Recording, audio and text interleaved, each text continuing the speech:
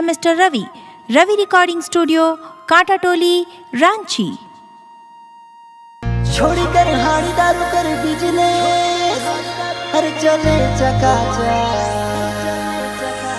लगाए के लिपस्टिक, हर बेचे फटाफट। फाइटर जींस पिन्हल ओहे दियो छोड़ा, गाना लेके आवत है डीजे अस्पान तिर्की और डीजे संजय तिर्की, चोरनिया टोला उका मार।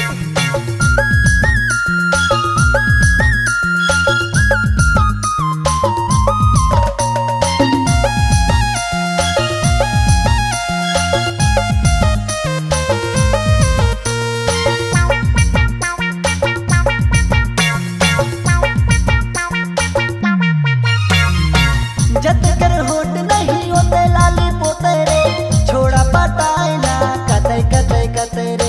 बम बम चोरनिया टोला उका मार। जत कर होट नहीं होते लाली पोते रे, छोड़ा पटाए ना कतई कतई कतई रे। बहु बाजार हाड़ी बेच के देखली,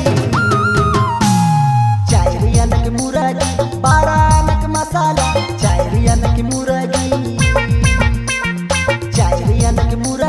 12 अनक मसाला, चायरी अनक मुर्गी।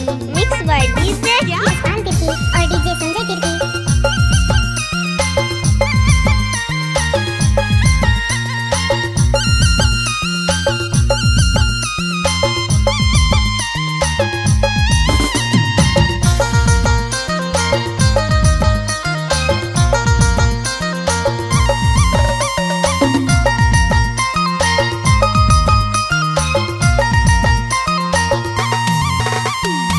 हड़िया बेचेला छोड़ी संगे संगे जखना, फिर भी छोड़ी कर भाव देखा कितना।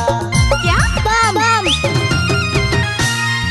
हड़िया बेचेला छोड़ी संगे संगे जखना, फिर भी छोड़ी कर भाव देखा कितना।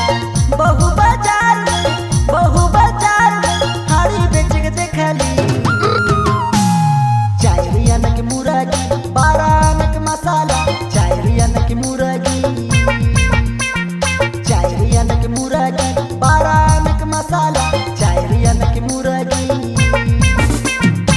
तो तोरे मंगरी हाड़ी के बेचिसला, हर मांगा ले उधार होले कालिनी देविसला।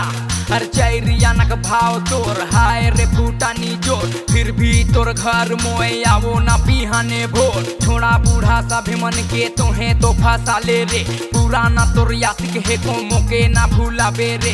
एतई ना गाझाबे रे, बाते पछताबे रे, मजनू कर गाना में फिर ठुमका लगा बेरे। एमजे मजनू कर गाना